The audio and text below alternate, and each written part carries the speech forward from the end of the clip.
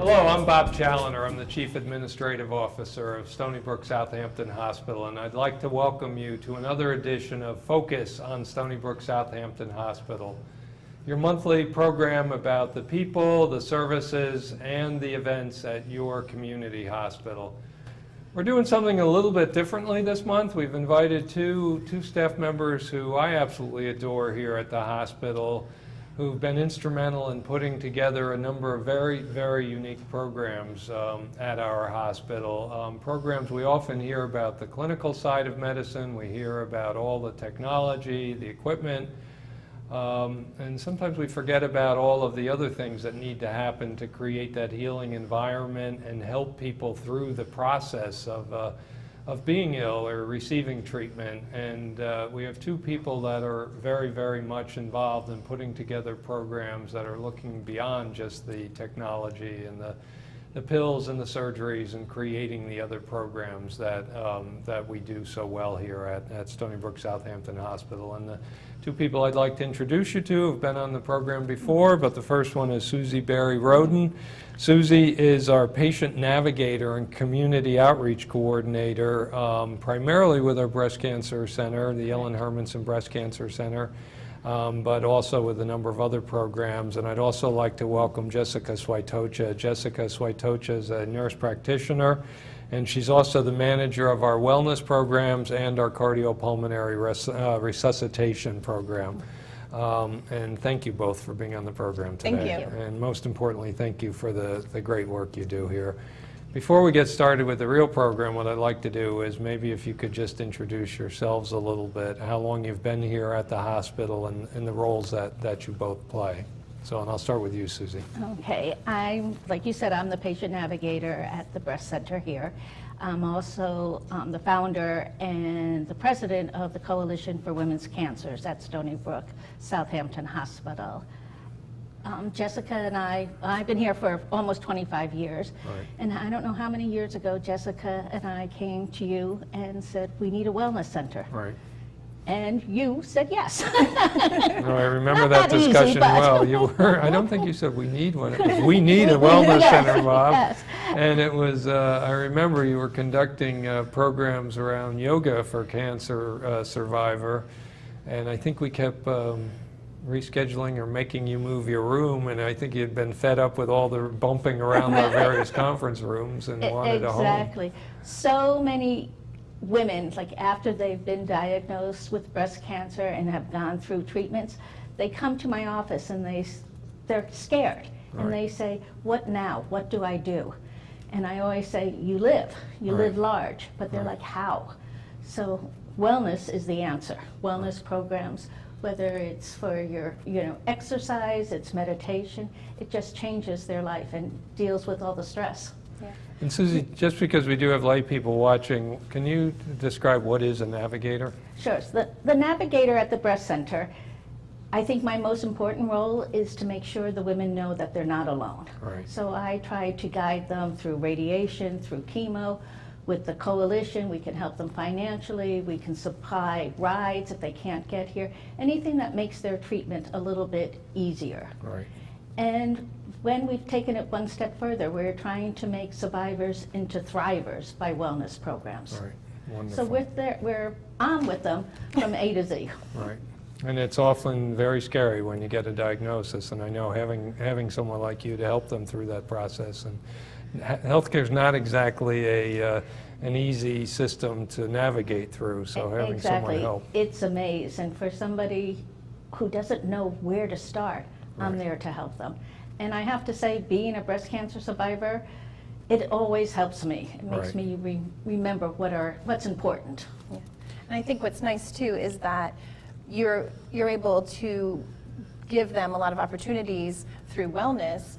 We have so many different programs. So our wellness program started, actually we're in our 10th year, and it was we identified the need, in addition to doing the yoga classes, we also had gone to a Harvard mind-body program, Right. and we received training in the mind-body connection and how it can help specifically cancer patients, among other medical symptom reduction. So what we did is we started doing classes, and there was just nowhere to go and no space. So we identified the need that we're doing all these programs here, there, and everywhere, and we didn't really have a central location to put them. And that's where the idea of the Wellness Institute started. And it's really blossomed from there. So we started with those few programs. And now we have, I mean, I couldn't even tell you how many programs we have going on, Right. but we have programs going on not only in the hospital, but all throughout the East End community. We're doing programs in libraries, at senior centers. We have another satellite facility in Hampton Bays, and now we'll be also at the Cancer Center. So we're really looking forward to expanding those services Yeah, there. we're thrilled with that. Maybe Jessica, you could just introduce yourself too in the role that you officially play. Sure. I'm glad you jumped right into it, but yeah, exactly. So yes, Right. I'm Jessica Swiatocha. I'm a nurse practitioner. I've been with the hospital for 18 years. So I started here solely doing cardiac and pulmonary rehabilitation. My role has kind of grown and evolved, Right. which I've really enjoyed that part of my job, to continue to grow and evolve. And it was a really, I was very honored to work with Susie and a few other people in starting the Wellness Institute and really getting it going from the ground floor up. So that was one thing that we've done, and I kind of have a varied role here, but Right. that's one thing that I'm very, very proud of. And I know, what do you mean only one thing? You've done so many things you should be proud of. And one of the areas I know that you've been working on as well is helping us get up the nurse practitioners and the other folks trained for our cardiac catheterization Correct. laboratory, and Yes. done a phenomenal Yeah. job with that. So. So we're really looking forward to having increased programs at the Cancer Center, and it's really been a natural transition because we've had a lot of programs already in place for a lot of breast cancer and women's cancer programs. So what we're looking to do is really expand some of those programs that we know are working well. We're going to also introduce some new programs. We're asking survivors and cancer patients what they're looking for. So we're trying to really pin it down to the needs. And one And of if the I thing- could just back you both up for a second, just We're going explain so for fast, everybody. sorry. I know, no. You can clearly see we have very enthusiastic and really wonderful people. But what we want to talk about a little bit is just the wellness programs that we'll be putting in place in our new Phillips Family Cancer Center, which opened this past May out on County Road 39, the only one of its kind on the east end of Long Island. It's a beautiful new facility that opened, and we will be providing radiation treatment. We'll also be providing chemotherapy treatment, the typical treatments people need when they have been diagnosed with cancer. But just as importantly, and some of the work that Jessica and Susie have been doing in the hospital generally, we'll be introducing a number of complementary and wellness programs also. And now, go ahead. Exactly. We're just so excited Yeah, about I know you are. I'm thrilled. So. And I am so proud Right. of us because we're making the Cancer Center so much more than radiation and Right. chemo. That's You know, right. we have a wonderful social worker, we have great nurses, and now we're extending it to wellness. And for me, I've always worked with breast cancer patients because that's where I got grants, you know, and they were always saying just for breast cancer. Right. And now to do it for all cancer patients Absolutely. is incredible. For both of us, our hearts swell with, Yeah. you know. I've always found too that when what's been so great about wellness is that patients are coming to the hospital, and a lot of times when patients are coming to the hospital, it's for a lot of testing and a lot of more clinical things that they don't see in a positive light. That's scary for them. Coming in to do wellness programs, it's something to help them improve their health and feel good. So they look forward to coming to those things. So being able to participate in those types of activities is really kind of makes our hospital come full circle with a lot of services. And as you started to describe, wellness has really become accepted as a major part of healing as well. Yeah, I mean, there's a lot of research out there too, Right. so it's not just, it's a feel-good service, which it is. Right. There's a lot of research showing how much the social connections mean to people and how it improves health and clinical outcomes.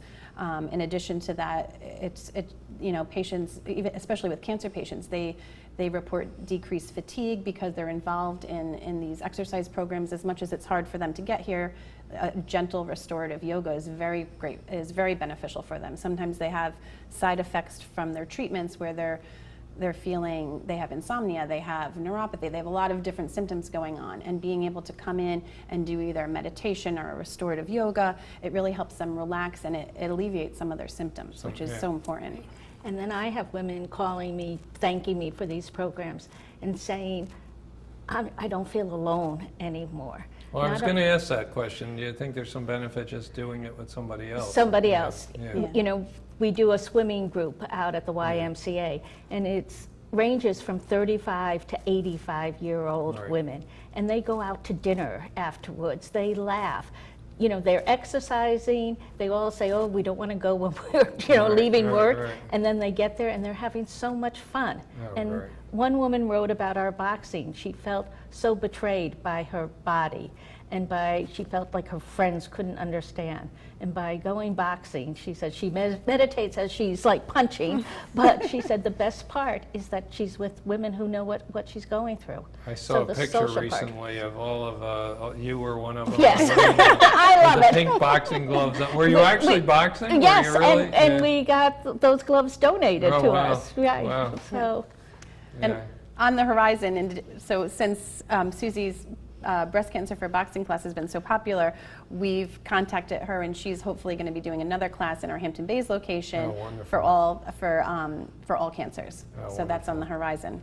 And I know we're doing boxing and Parkinson's. Yes, it's been very popular. Also. Yeah, the boxing's really been taking off. What is it about boxing? Why is it such a... It just makes you feel so powerful. Really? Yes. And when I hear the women saying, they're boxing cancer out of them, we're not making it a negative statement. We're sort of boxing for health. It's all so positive. And we started doing it just one night a week. Now we're doing it 2 nights a week because it was so popular. I'm not quite sure, but I love it. And we are going to do it at the Cancer Center, you said? At the Hampton Bays location. It will be for all cancer patients. And in Bridgehampton. Okay. Yes. Oh, wonderful. Yes. So what are we going to do at the Cancer Center? What kinds of classes are we going to do? We're trying to make it really comprehensive, and we're also, what Susie had mentioned before, we're surveying all the patients at the center currently, as well as some additional patients in the community, to see what their needs are and what they're looking for. We already know what's popular among Susie's group with the breast cancer and the women's cancers, so we're looking to model some of that. We're also seeing the success with the Parkinson's program, so we're going to model some of that, and then as well as some of our wellness services that we have. So we'll definitely have yoga, a couple different types of yoga. We're going to do a heal and strengthen class, which is going to be more focused on improving strength and aerobic exercise. We are going to do, in addition to meditation, we might do some journaling, some fun classes that also promote camaraderie. We've talked about knitting, art classes. Art therapy. So kind of a comprehensive program. We really want to reintroduce the mind-body program that we've had a lot of success with in the past.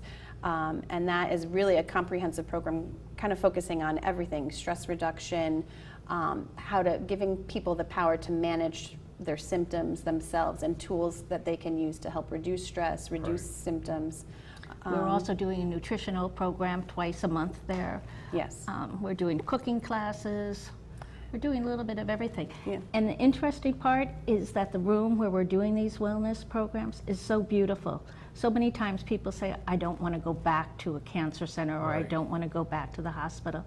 They're not going to feel that. They're going to feel where it's light and beautiful. It's a full wall of windows. The sun's going to come in. It's going to be a happy, joyful, hopeful place.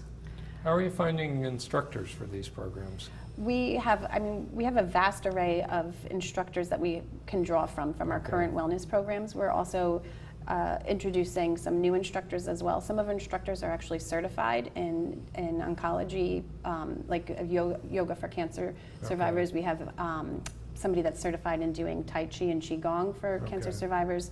So we're definitely going to utilize some of our current resources. We are bringing in some new programs, one of which is Singing for Healing, and that's a program that's out in the community currently, but we're looking to re-centralize it at the Cancer Center so that people can utilize that service. So I think that will be another popular program as well. And what we're doing already is massage. Yes, that's a good point. We have a massage therapist who's been trained in doing cancer massages, giving the men and women during radiation some reflexology, And once we start chemo, we will do it there in the chemo. Yes. And the ladies tell me when they've lost all their hair, just to get their head rubbed is such a wonderful feeling. Okay. And sort of to be caressed instead of poked Right. is Yeah. refreshing. So Yeah, so our therapist has been there. She's there 3 days a week right now. Okay. She's working with all of the radiation patients that are interested, and she has been out in the community because we've had a grant in the past to do that. So it's always been so well received, and every time I've walked into the cancer center and I say that I'm from the Wellness Institute, the immediate response I have is, and the therapist that's there, they love her. They have nothing but great things to say about her. They say the patients love her. So that's already been a great success. So they we're looking also for more fight to get their successes. appointments when she's there. Yeah, great. Yeah, great. So- Wonderful. What about men? A question, because I know a lot of the programs have emerged out of our breast cancer center, which is wonderful. So, and there are some men, but a very small minority of men in breast cancer.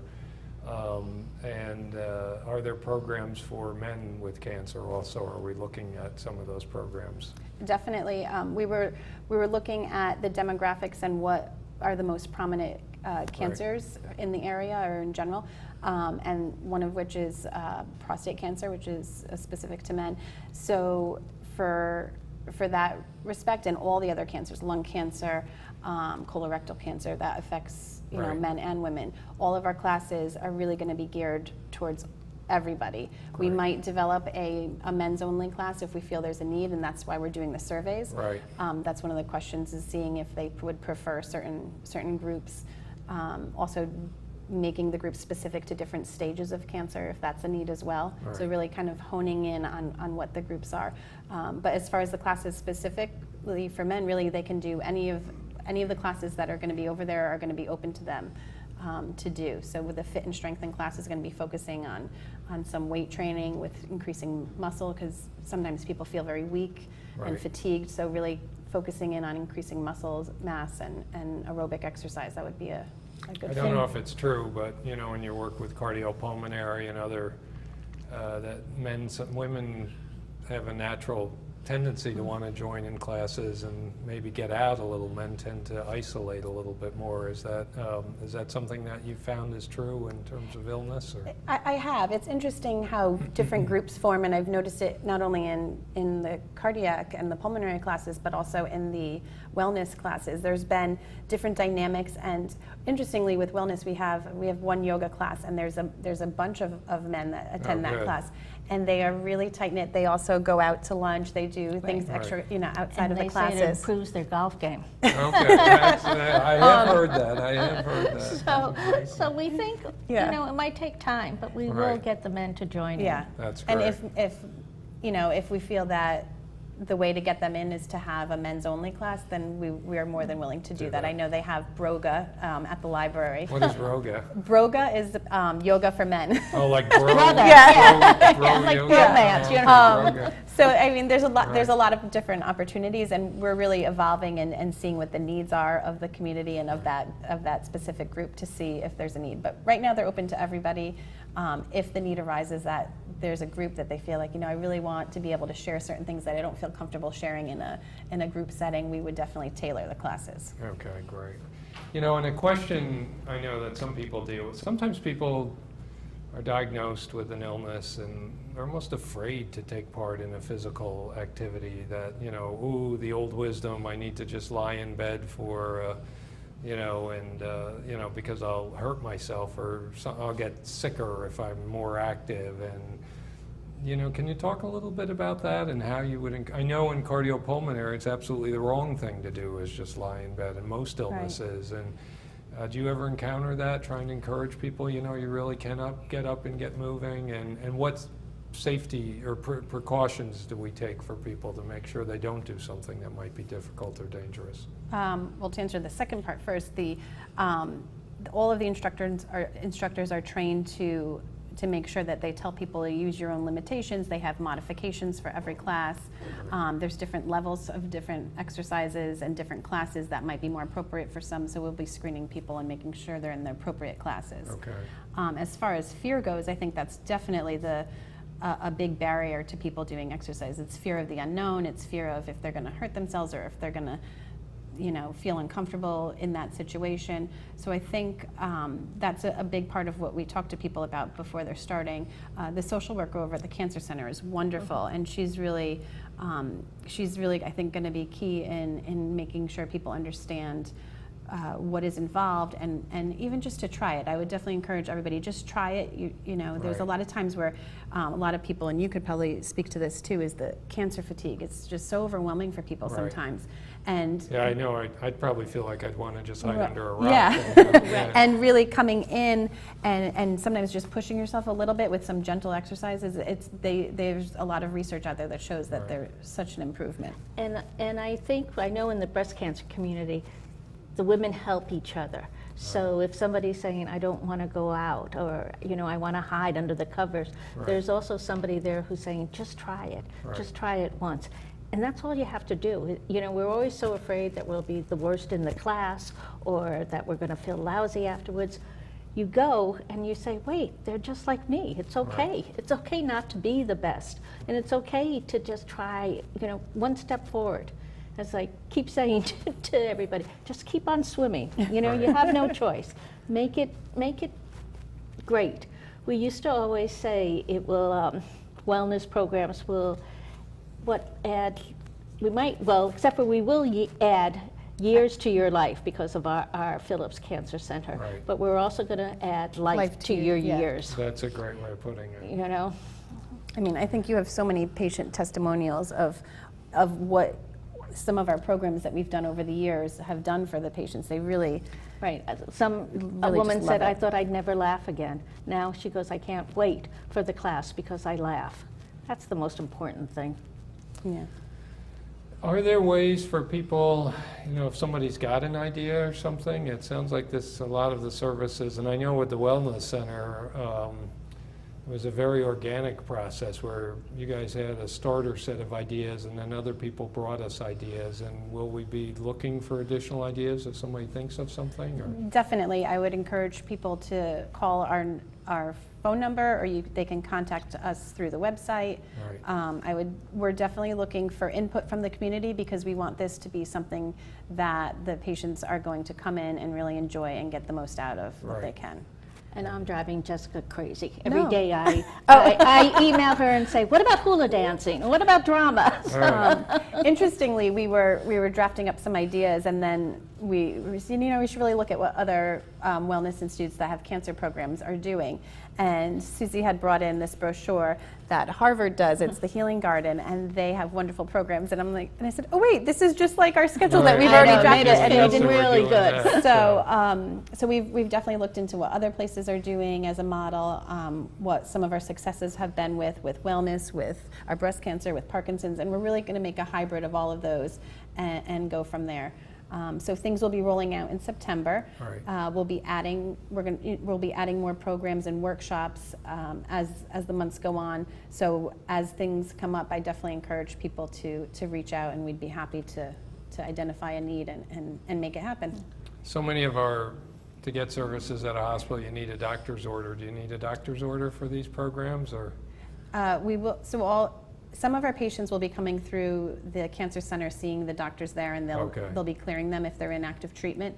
If they are not receiving care at the Cancer Center and still want to participate in the programs, they can. We will be, if they're in treatment, we will be asking for them to get a doctor's note. Survivors, we will be having them sign a waiver. Okay. So that's actually a good point, too. You don't need to be an existing patient in the Cancer Center to take advantage of these programs. No, definitely.